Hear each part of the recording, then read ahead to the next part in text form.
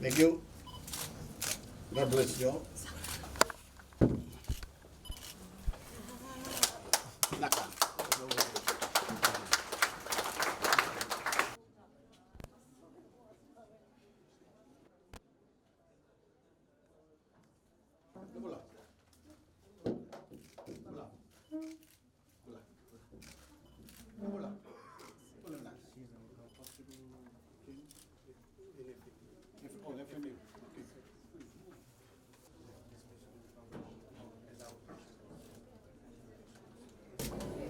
I know there's what do they call it? Danish.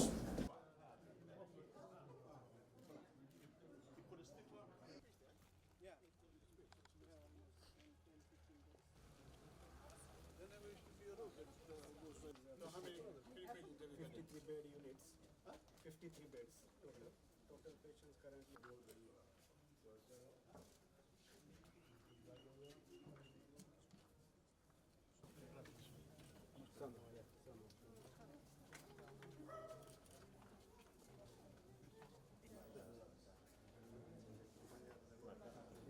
Research station. Test station. Yeah. You haven't met me there.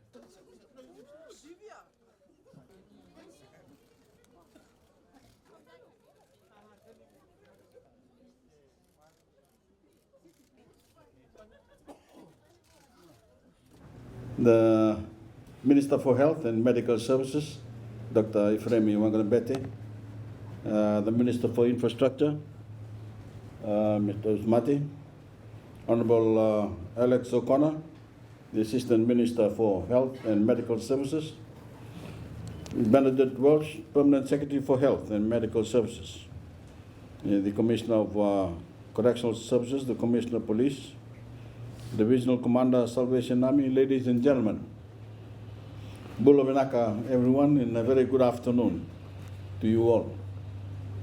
I'm happy to be with you all today to mark the beginning of a new chapter for Saint Giles as we officially open its new drug and alcohol unit. Saint Giles has been treating patients at this location in Fiji for 135 years. And this is the first time, as I said, we live down the road, but this is the first time ever I will come inside the facility. In its beginning, it served as an asylum, housing patients to live out the rest of their days in isolation. Thankfully, as the world came to better understand mental health disorders, treatment at Saint Giles have evolved to become much better, much more humane and hopeful. In recent decades, the mission of this institution has shifted from isolation to rehabilitation, with an ultimate goal of getting folks back on their feet and back into Fijian society. Looking back on the past decades, we can understand the type of treatment administered to those suffering from mental health disorders was more damaging than it was helpful. Isolating patients and wholly removing them from society only served to make those already feeling trapped feel even more helpless and alone. But while the treatment and methods used by Saint Giles have certainly changed since those days, unfortunately, the stigma around mental health still lingers within Fijian society. Bullying persists, especially on social media, where we see keyboard warriors making fun and joking about Saint Giles, and of course undermining the life-saving work of this institution and its staff. These people, they must not be the ones to guide our national dialogue on mental health. To confront this head-on, we can talk about mental health openly and recognize that it is a problem that may hide in the shadows of our minds, but it is commonplace and it is treatable. We need to shake the idea that getting help is some kind of weakness, when in fact it is the ultimate show of strength. Instead of passing judgment, we need to offer a helping hand when our friends and neighbors are trying to heal. And rather than perpetuating hurtful stereotypes and stigmas about mental health condition, we must recognize them with compassion. My friends, I have great hope for the expansion of mental health services in Fiji. As the years go on and the stigma of these disorders continues to fade, we will also benefit from a younger generation that is more aware and more passionate than ever about combating these conditions. We are gaining critical momentum in mental health treatment and care, momentum that will be carried by our youth.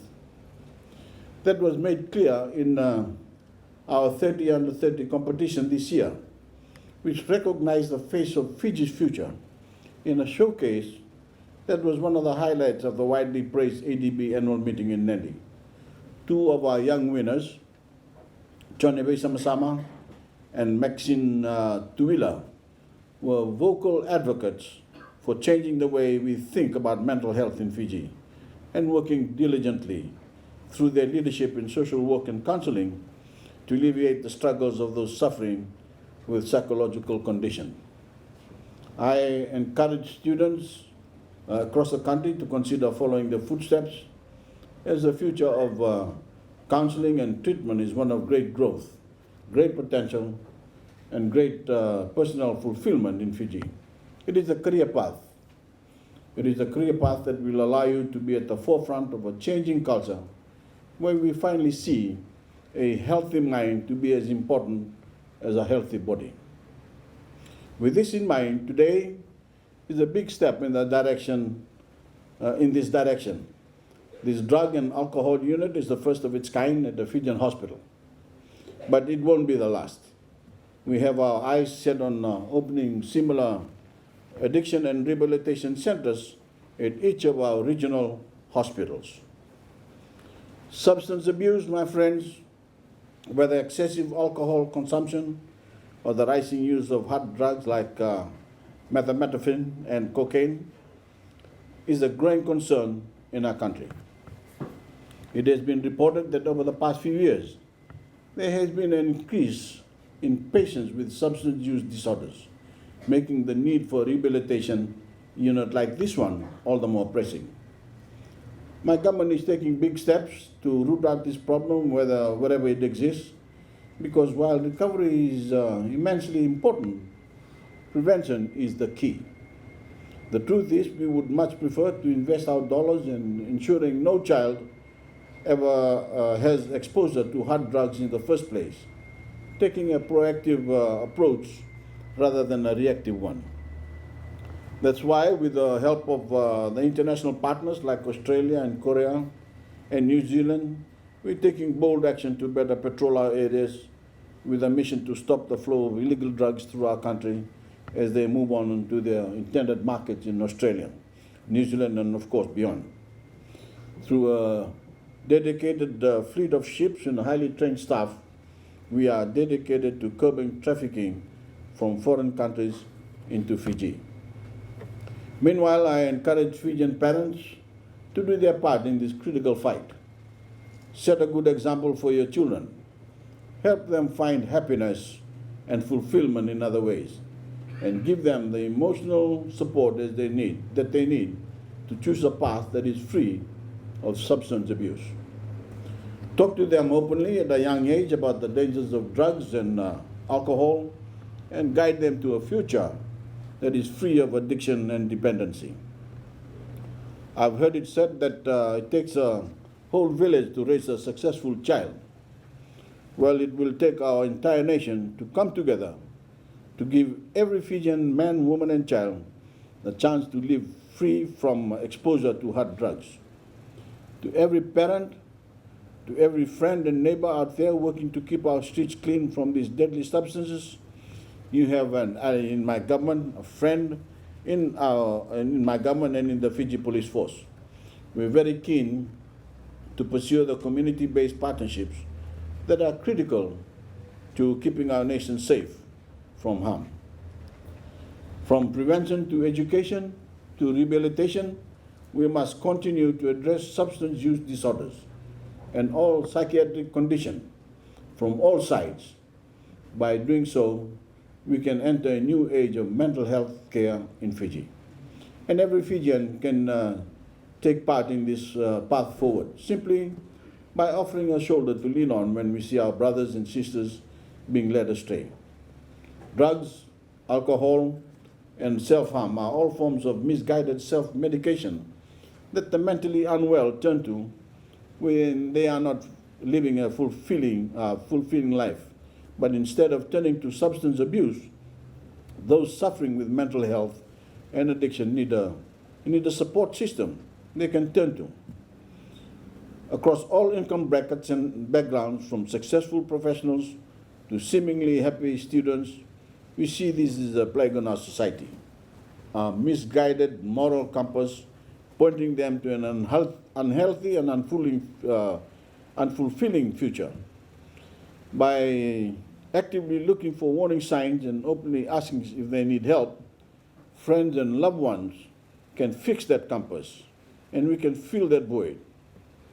I propose that we pledge to do it together. I now have the pleasure, ladies and gentlemen, of declaring the Saint Giles Drug and Alcohol Unit officially open. Thank you. God bless you.